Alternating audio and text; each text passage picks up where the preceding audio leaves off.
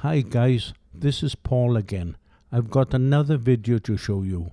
I'm calling this the Amazing Slope and Rise 3D Geometry for DNA Helical Order, Part 1. In my last video about B-type DNA, I showed a typical rung.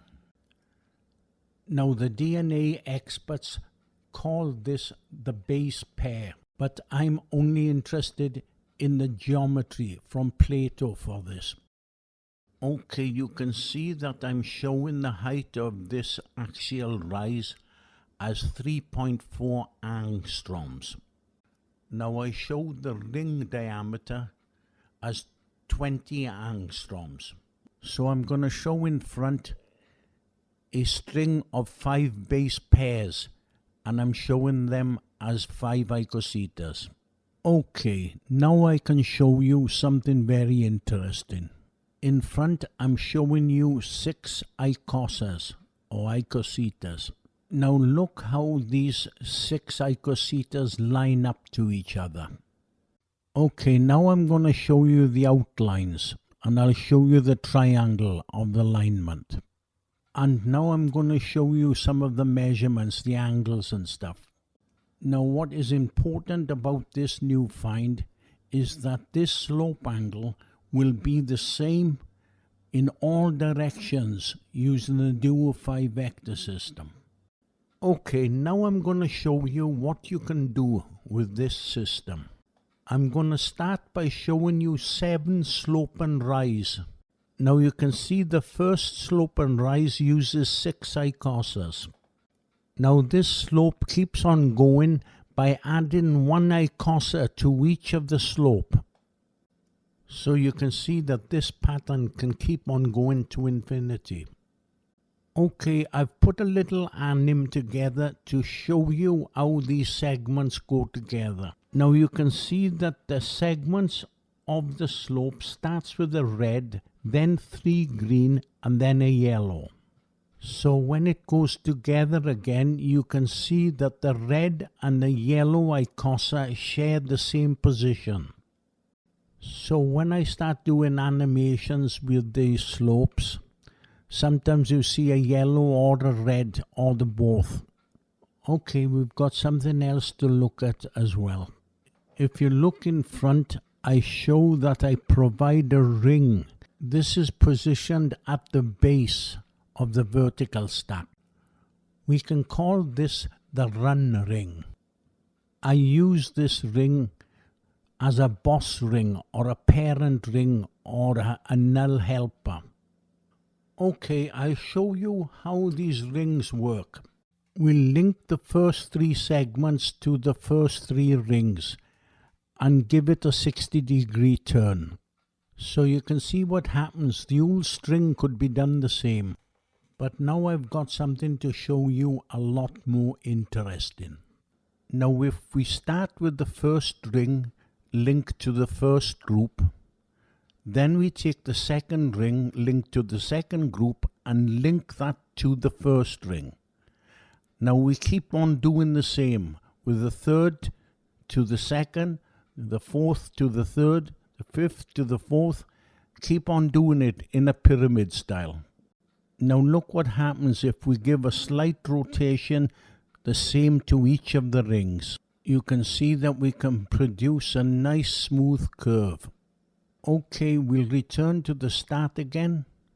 Okay, now look what happens when I give all the rings an 120 degrees turn. We are producing a spiral in effect, and we are ending up with a triangular shape. Now you cannot see the spiral in this top view, so I'm going to show this anim in the front view. And now you can see it's making a spiral and is starting to look like a roller coaster. Isn't that something? Now this anim is based on an 120-degree turn. Now this ends up with a triangular shape. Now the triangular shape is the only shape that the vectors of the icosa line up. So this is when we need to use the quad step rings that I've been showing in the last year. For example, We start with a 120 degrees angle. The next angle using a threefold will be a 60-degree angle. So let's give these rings a 60-degree angle instead of a 120. Now you can see by this animation that we are ending up with a perfect hexagon. But the two icosas underneath the ring do not line up. Actually, the vectors do line up, the top and the bottom vectors, but not on the top. So basically, the 5 Platonic solids are essential, but these essential properties are taken over by quad-step rings to give you the higher mathematics. Okay, this stop and rise system does not stop with the Icosa. In my last video, I showed that this type of string of Icosas could give us A-type, B-type and Z-type DNA. I showed that the string slopes could be cut in half and put into a zigzag, and this would give us the correct axial rise. But this shows the incredible 3D geometry of the Icosas and the cube for giving us a triangle, a right angle triangle with the slope and rise. Okay, now I'm going to show you this geometry in the outlines only, so you can see where the triangle comes from. If you look at the third type of slope and rise, which I call CC, I show that the vertical rise is made up of the long diagonals of a string of cubes. I show this in my video for the Z-type DNA, but I show dodecas, but dodecas are actually cubes, 5 cubes. Okay, now I'll show the purple triangle solo and give you some measurements. I do my work in millimeters, but I've converted it to angstroms to make it easier for you. Okay, we've got 3 slope and rise for the Icosa, but let's take a look at the cube. We have another 3 types of slope and rise for the cube.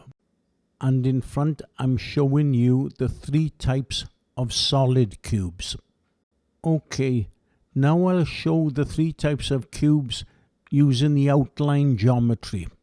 Okay, now I'm going to show you them right angle triangles, and I'm going to give you some of the measurements. I've put them in Armstrongs. Okay, now let's take a look at one of them slope and rise groups of Icosa AA. It will keep adding rungs and expanding the sequence as I'm showing. Now this will do exactly the same with the 3 types of Icosa slope and rise. Let's look at the B-type Icosa rise. This will expand exactly the same, but now we have a different slope angle and the number of Icosas are different. Okay, let's take a look at Icosa type C slope and rise. Now this is a little bit different. The rise solids are cubes this time. This is the type that goes in Z-type DNA. Okay, now we'll move on to the cube sequences, and we'll start with type AA cube. And you can see that the cube is very similar to the Icosa arrangement. Now this is all uncharted territory. It's a big step from chaos. And this needs people that work in 3 dimensions to do this type of research. Okay, let's move on to the type B cube sequence. I think this is one of the nicer slopes. Why do people snub this 3D Platonic order? Okay, we got one left, and that's the type CC for the cube. And you can see this is a real nice one as well. You could probably do this with Lego blocks. Okay, in front we show a slope with 12 groups. Now below each group I show a white ring. They are going to be used as a parent ring for each of the groups. Now each ring is connected in a sequence hierarchy from the first to the number 12. Look what happens when I give each of the rings a 60-degree turn. I place the key for the 60-degree turn on 260 frame of the anim. Now you can see as the anim builds up to frame 260, the angle builds up also. So you can see that the diameter of the helix is controlled by the twist angle. Isn't that something? Now something else. The slope is the same all the time. It's constant. Now this slope angle is determined by the Platonic solids. So I guess the chaos theorist should make a comment about this, because all my discoveries of Platonic order have been given the cold shoulder. Okay, let's have a look at this 60-degree anim in the top view. And you can see the curve goes together very smoothly and it ends up as a hexagon spiral. Now we don't really need the rise blocks. We can just give the slope sequence on its own. Let's take a look. And you can see she's making a nice smooth spiral. The anim can be edited to just show the circular parts. Let's take a look. The electrical engineers show a sine wave as flat, horizontal and vertical. They also say that the electrical power runs along the surface of the cable. I would say that this type of wave would suit that theory better. I mentioned this in a comment, but I got the silent treatment on that. It looks like these type of theories are only allowed in 2 dimensions. Anyways, I got something new to show you again. I show the slope as just one-sided, like I show in front. But this slope can be two-sided, like you see in front. Now the slope I'm showing, the left and right, are 48 groups in a sequence. Now look what happens when I give the left hand and right hand a 15-degree turn, like the other animations. We are ending up with 2 full turns going upways and 2 full turns going downways. Okay, now I'm going to show you this in the top view. And as you can see, the animation looks like a yin-yang. Isn't that something? I've got something else to show you. I need to go to the front view again. Now when we start rotating the up-going and down-going spiral, it's beginning to look like the 3D geometry for a nucleosome. Now in this arrangement, we have 48 groups going in the upward spiral and the same for the downward spiral. Now a 15-degree turn was given us 2 full turns. This works out when you divide 15 into 360 degrees equals 24. Now the book says the nucleosome is 1.7 turns, and this should be 146 base turns. Now I've done a bit more research into this and I think I might have solved it. So what I've done, I've cut the groups down to 36 and that gives us 144.